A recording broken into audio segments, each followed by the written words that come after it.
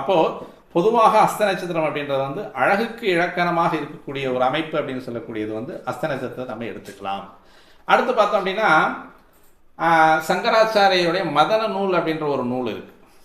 அந்த நூலில் எப்படி சொல்லியிருக்கு அப்படின்னு பார்த்தோம் அப்படின்னா, இந்த அஸ்த நட்சத்திரம் அப்படின்றது வந்து பொதுவாக புளிப்பு சுவையை அதிகமாக எடுத்துக்கொள்ளக்கூடிய பெண்களாக இருக்காங்க. அதே மாதிரி அடுத்து பார்த்தோம் அப்படின்னா நல்ல உயர்வான குணம், எப்பவுமே வந்து தெய்வ காரியங்களவே பேசிகிட்டு இருக்கக்கூடியது, பொதுவாக தெளிவான புனிதமான ஒரு வார்த்தைகளை பேசக்கூடிய ஒரு பெண்களாகவே இருப்பாங்க. அதே மாதிரி தாமரை மலர்கள் அணைய கொங்கைகள் அப்படின்னு சொல்லும்.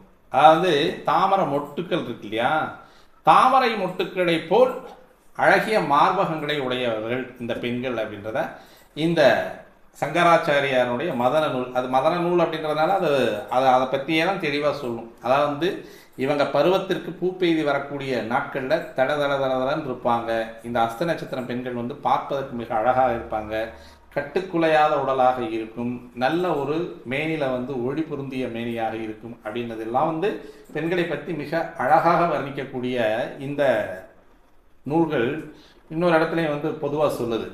இவங்க வந்து எப்போவுமே டெடிக்கேட்டட் பர்சன் அப்படின்னு சொல்லுது. விட்டு கொடுக்கக்கூடிய பெண்கள் தான், விட்டு கொடுக்கக்கூடிய ஆண்கள் தான். பட் எப்படி இருக்கும் அப்படின்னா, மிக காரமான கடினமான குணத்தை உடைய அதீதமான, அதை தனக்கே உரித்தான வித்தியாசமான ஒரு சுயநலவாதிகள் அப்படின்றதும் சொல்லுது. அதில் வந்து அதிகமாக என்னுடைய எண்ணம் என்னவோ அது ஈடேற வரைக்கும் நான் வந்து அது எப்பேற்பட்ட ஆளாக இருந்தாலும் நான் பார்க்காம விட மாட்டேன் அப்படிங்கிற வந்து ஒரு சின்ன பிடிவாத குணம் இருக்கக்கூடிய ஒரு அமைப்பு தான் இந்த அஸ்த நட்சத்திரம் அப்படின்னு சொல்லக்கூடிய அமைப்பில் வரக்கூடிய ஒரு மைனஸ்.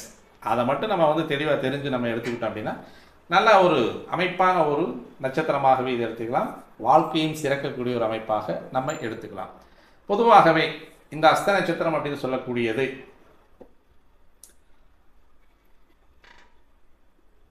கலரில் வந்து பார்த்தோம் அப்படின்னா கருப்பு வர்ணமாக இருக்கும்.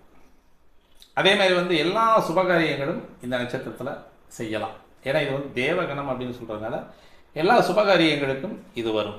நல்ல தர்ம சிந்தனை, வாழ்க்கையெல்லாம் நிம்மதியாக இருக்கணும்னு யோசிப்பான், தெளிவான சிந்தனையோடு இருப்பான். அதே மாதிரி வந்து முற்பகுதி அப்படின்றது வந்து எப்பவுமே ஹஸ்த நட்சத்திரத்துக்கு வந்து இரக்கமான வாழ்வு தான். அதாவது வந்து அதிகமான வசதியான படவுடவமான வாழ்க்கையெல்லாம் இருக்காது, ஒரு அளவான மீடியமான வாழ்க்கையாக தான் போயிட்டுருக்கும். அது பிற்பகுதி தான் வந்து நல்ல நிம்மதியாக வந்து ஒரு பணத்தோடவும் ஒரு வசதியோடும் சகல வசதியோடும் வாழக்கூடிய நட்சத்திரம்